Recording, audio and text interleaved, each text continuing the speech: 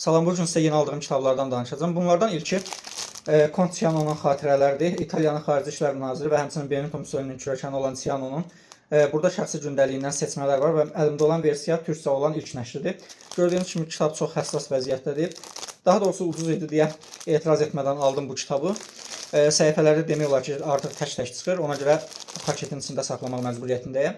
Həm müəyyən mənada kolleksiyalıq dəyəri var, həm də tarixi baxımdan, avtobiografiya baxımından önəmli mətnlərdən biridir. Sonraki əsas aldıqlarımdan biri Hans Peter Krausun bioqrafiyasıdır. Hans Peter Kraus bu günə kimi yaşamış əfsanəvi antik kitab satıcılarından biridir. Onun şəxsi avtobioqrafiyası, onun qələmindən həyatını oxumaq həqiqətən çox önəmlidir. Qeyd edim ki, bu KTB-nin Mütəfərrika seriyası var. Oradan çıxan 3 kitabdan biridir və limitli nəşridir. Məndə olan nəşri 1000 ədəddən, bir dəqiqə zəhmət olmasa, 1000 ədəddən 201 nömrəli olanıdır, gördüyünüz kimi. Bu seriyadan digər bir kitab isə heç şübhəsiz Mütəfərrika kitabıdır. Daha dəqiq adıyla İbrahim Mütəfərrika matbaası və Türk matbaacılığı. Adından da bəlli olduğu üzrə bu əslində İbrahim Mütəfərrika Türkiyədə ilk dəfə nəşriyyatı gətirən şəxs olub. Bir növ Türkiyənin Gutenbergi də deyə bilərik bu şəxsə.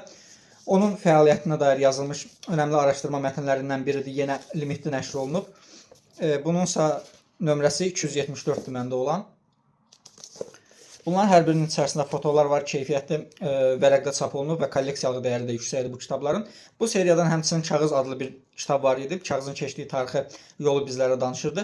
Təəssüflər olsun ki, onun artıq nəşri bitib və nadir kitabda 2-3 ədəd yüksək məbləğə qalıb.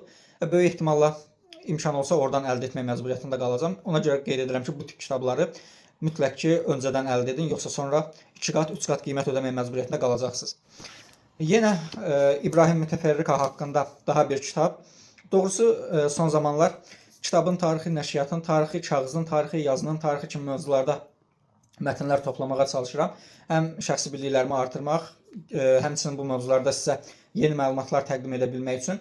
İlk Osmanlı matbaasının serüvəni adlı bu kitab Orlen Sabev tərəfindən yazılmış kitabdır və məndə olan 5-ci təkmilləşdirilmiş nəşridir. Burada da yetərincə material mövcuddur. Bu tip kitabların oxumağı bəzən sıxıcı da olma ehtimalı var, amma nəticə etibarilə mövzuya marağınız varsa mütləq oxumalı olduğunuz mətnlərdəndir. Yenə erkən modern Avropada matbaanın tarixi deyə bir kitab Türkiyə İş Bankası nəşriyyatından Elizabeth Einstein tərəfindən, Einstein yox, Einstein, doğru oxuyuramsa əlbəttə, tərəfindən nəşr olunub. Bu kitabda yenə bizə Avropada mətbəənin tarixini danışır. Orijinalı yanılmıramsa 3-4 cildə yaxındır. Bu sonradan o 3-4 cildli akademik nəşrin daha geniş oxucu kütləsi üçün sadələşdirilmiş versiyasının tərcüməsidir. Könül istərdi ki, o tam cildi də türkçəyə nəşr etsinlər. Təəssüf ki, hazırda yoxdur. Və sonuncu kitabımız, daha doğrusu fotoalbom da deyə bilərik. Fərid Əşrəfoğlu'nun Bakı haqqında, mən artıq görməyəcəksiniz, Bakı haqqında fotoalbomudur. 2002-ci ildə yanılmıramsa Türkiyədə nəşr olunub, qutuludur və hazırda satışı qalmayıb bunun da. İçərisində Bakının mənzərələri, arxitekturası, tarixinə dair bir çox göstərə bilsəm əgər fotolar yer alır, gördüyünüz kimi. Bu da yenə önəmlidir, kolleksiya baxımından da önəmlidir, həmçinin şəhərin tarixi ilə də bağlı önəmi var. Qısaca son dönəmlər aldığım kitablar bunlardan ibarətdir. Suallarınız varsa rəylərdə yazmağı unutmayın. Həmçinin videonu bəyənib, paylaşa və daha çox kütləyə çatmağıma kömək edə bilərsiniz. Hər birinizə minnətdaram.